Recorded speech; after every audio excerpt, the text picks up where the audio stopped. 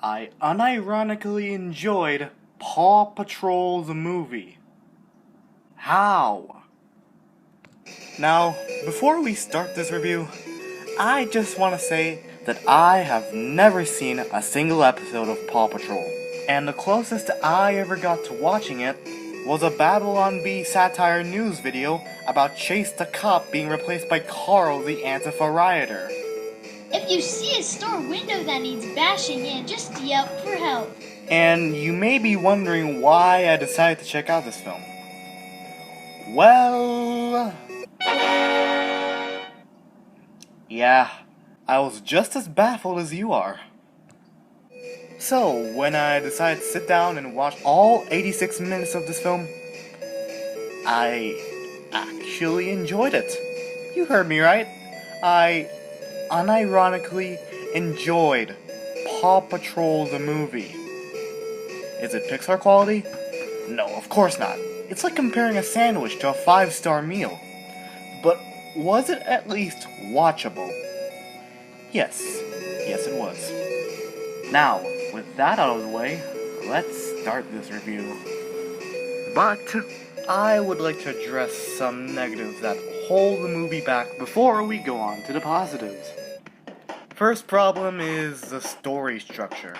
In here, it doesn't feel like it's written for a movie. Rather, it feels like it's written for one of those 4-part episodes, or one of the DVD movies. As the movie has a formula that goes like this. Catastrophic event occurs. Pup save the day. Some sort of emotional scene happens. Then back to square one. Rinse and repeat. This type of story structure makes the movie feel formulaic, repetitive, and predictable. The second problem is the comedy, as most of it is hit or miss. There might be a few good jokes here and there, like this scene where Mayor Humdinger hosts a fireworks show, and I'll let the joke speak for itself. To light up the sky!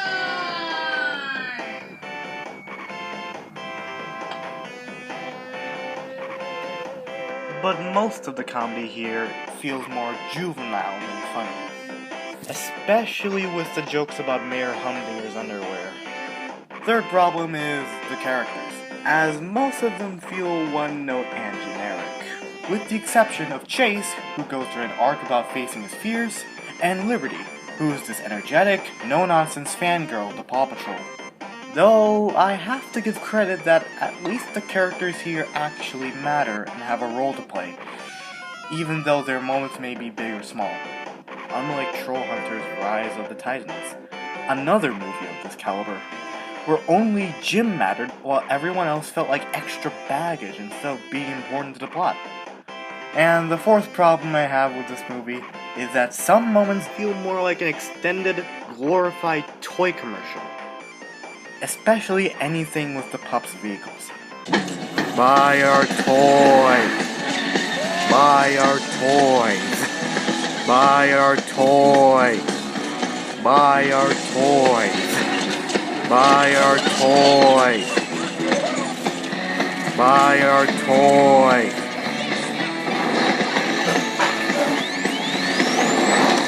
Buy our toys!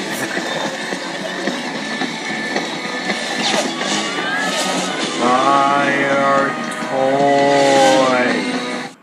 But at least this movie tries to be subtle with its toy product placement. Unlike Space Jam 2, which is basically subscribed to HBO Max the movie. Okay, with all the negatives out of the way, let's go into the positives, and maybe see why it has a 77% on Rotten Tomatoes.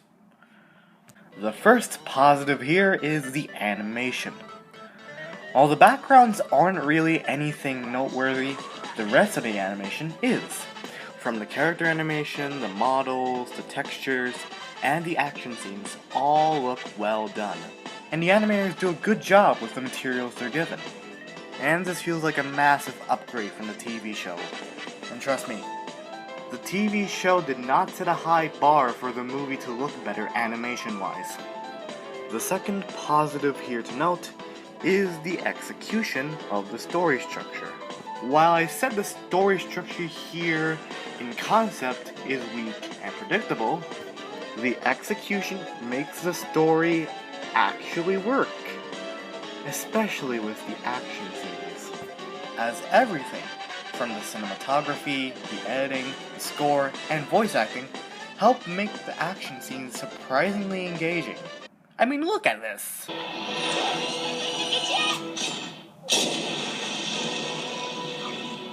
You won't find this on television. The third positive here is the voice acting.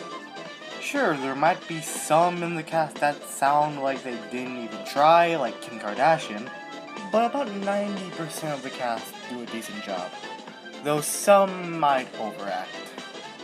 Especially Tyler Perry as Gus. And the fourth and final positive here to note is how the movie handles Chase and his emotional struggles. In the movie, Chase has an arc I mentioned earlier about facing his fears due to him having trauma over his early days in Adventure City. Although they can be a bit corny at some points in the story, those moments where Chase is just honest about his problems, or when he tries to overcome his fears, are surprisingly well done, and give this movie some heart, especially with Ian Artemige's performance. Now, is this one of the greatest character arcs in cinema history? No, of course not. But for a movie of its type, where its only purpose is to capitalize on the Paw Patrol brand, this is genuinely impressive. And with all that said, would I recommend this film? Yes. Yes, I would. This will be a treat for kids and Paw Patrol fans alike, but for non-fans and adults, it's a decent, harmless little distraction that can entertain you for at least 80 minutes. So I give Paw Patrol the movie a 6.5 out of 10. Thanks for watching, and tune in next time as I review... Oh boy.